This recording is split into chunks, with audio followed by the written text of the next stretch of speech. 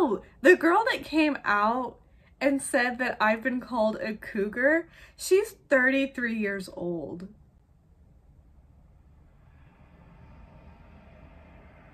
I was offended. Like, I'll be 33 next year. I was offended that she was, I'm sure she was made to say this because it sort of built that situation up for an actual elderly lady to come out. Beautiful lady. Holly, I believe her name was. Yeah. To, you know, sort of drop the teaser for the senior bachelorette that is supposedly coming out. Clayton's sort of speech when he was addressing all the ladies, I think was, you know, sort of endearing. He had that moment of sort of spilling the drink over his hands, and yeah, as I'd mentioned, he feels very sort of grounded and down to earth, and it's a gentle and easygoing energy to be around. I guess I talk about energy a lot. Gosh, I'm a weirdo. Anyway, moving on. The first of the small one-on-one times is beginning with Susie. I do think that this was very kind of her. She checked in with him, and I sort of like seeing that they're really wanting to get to know the person, build a connection, and acknowledging that, okay, this is sort of an unreal situation and bizarre and weird, and how are you doing with all this? I just think it's very empathetic and nice. So I liked her. She does seem very much like she would be the Bachelorette. Definitely. I could see her probably going far because I do think that he would be attracted to her. You know, Southern. Is she Southern? And then she's the one who went to Japan and then came back and was a Miss USA contestant. You got to fit one of those in there. So yeah, I liked her. Elizabeth brings the really old photo of her grandparents and gives it to him. I felt like this was a drastic move to be making at the very beginning. So maybe I would think hold that off until a few weeks in, especially until you actually have a connection with him before you sort of do that sort of move. It also looked like there was tape on it or something, as if she did just sort of take it out of a photo album from home. Like, I hope her family knows that she just sort of has this photo and just gave it to this guy. Like, you don't really know him yet, so that was a move. And Teddy, he really liked Teddy. She gets the first impression rose. She has a certain sort of coolness about her. It is a confidence, she's also young, right? Yeah, Teddy's 25. So mid-20s, and she's a surgical unit nurse, you know, so that's pretty, really sort of, what am I trying to say? Just high energy, lots of focus, and it's really important work. So, yeah, I would think that probably would sort of mature her a lot.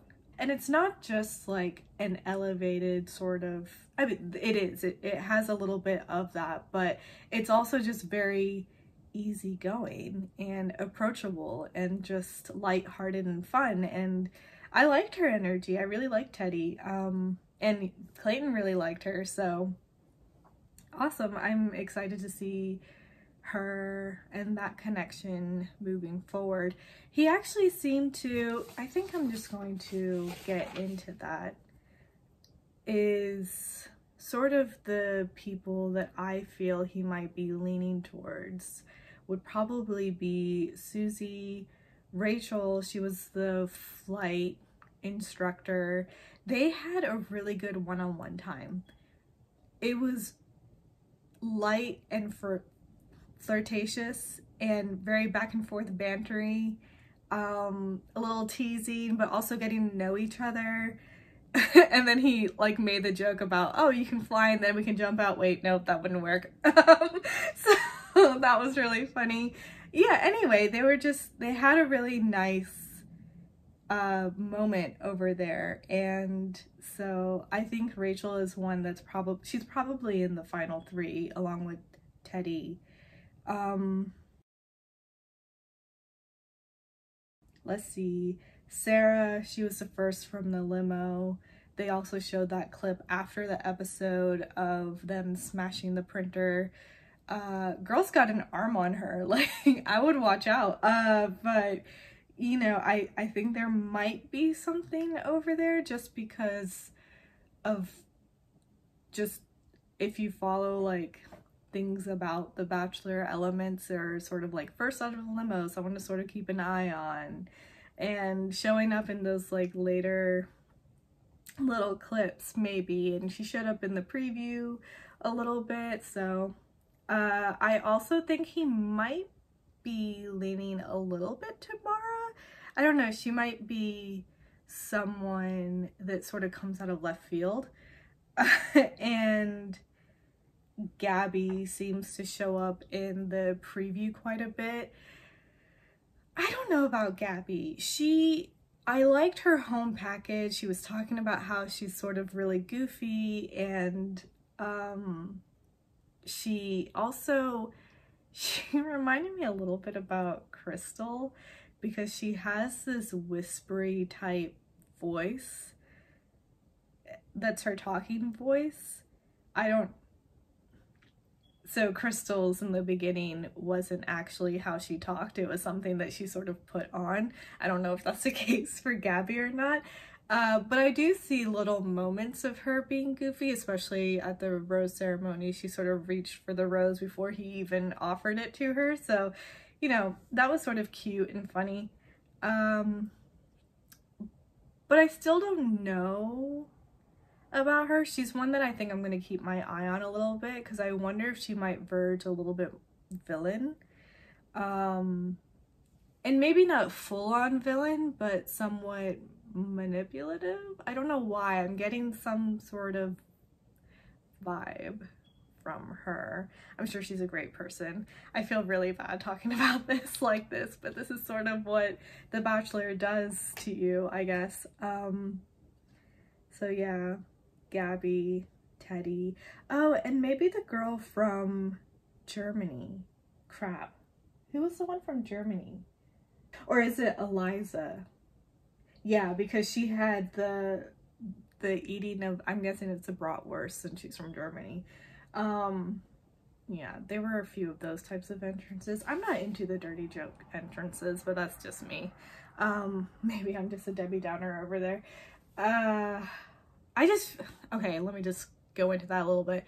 I just feel like if you're going to be coming onto this show with the intentions of hopefully meeting someone to get married to, do you really want your first impression to be a dirty joke? But then I've seen some where it's done in an artful sort of way, and I don't mind those. So I guess it just depends on, is your joke good or not? Yeah, there's that. Anyway,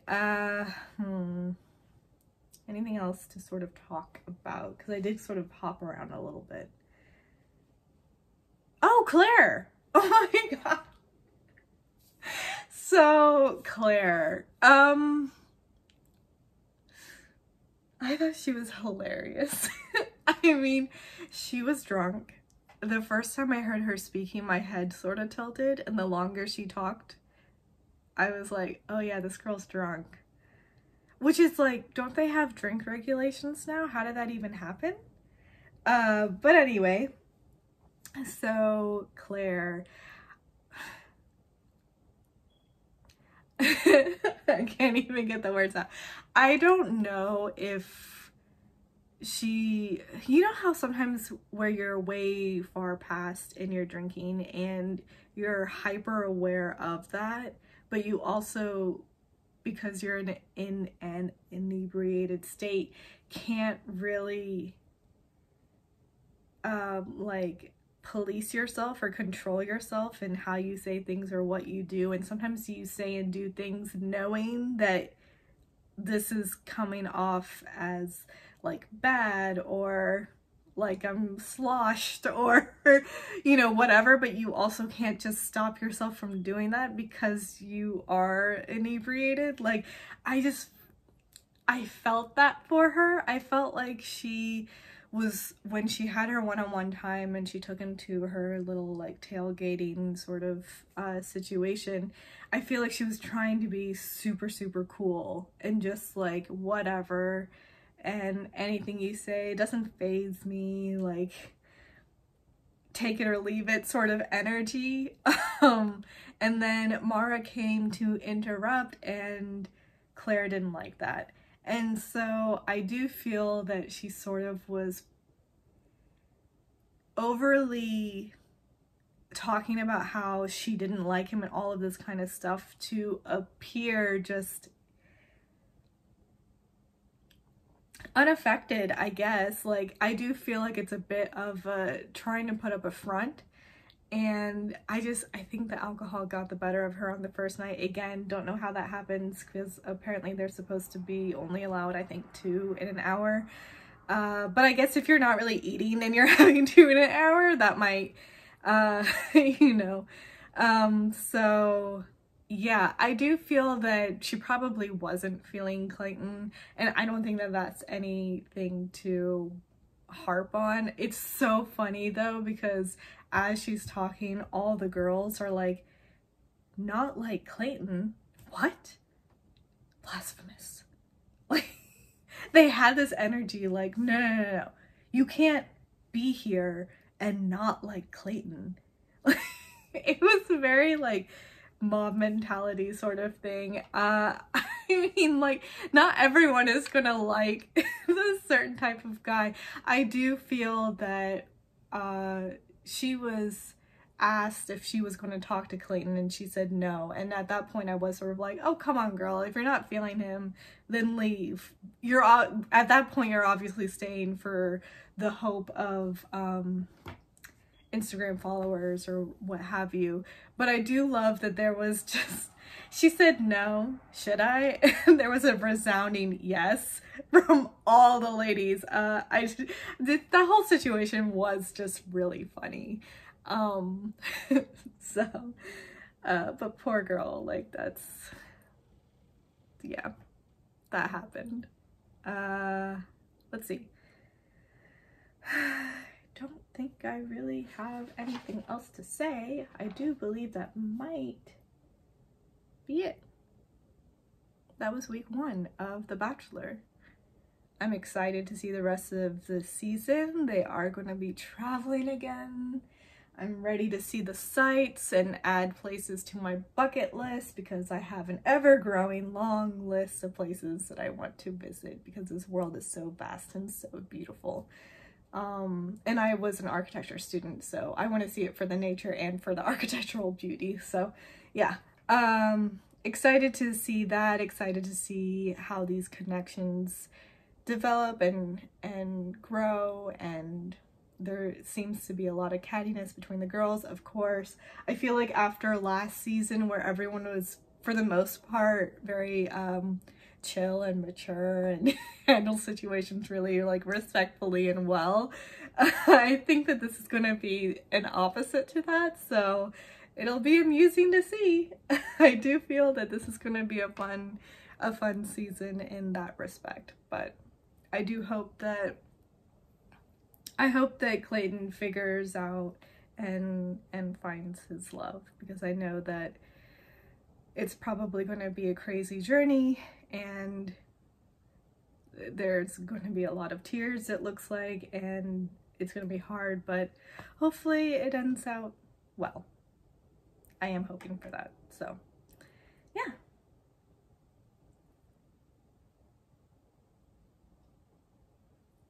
I think that's about it.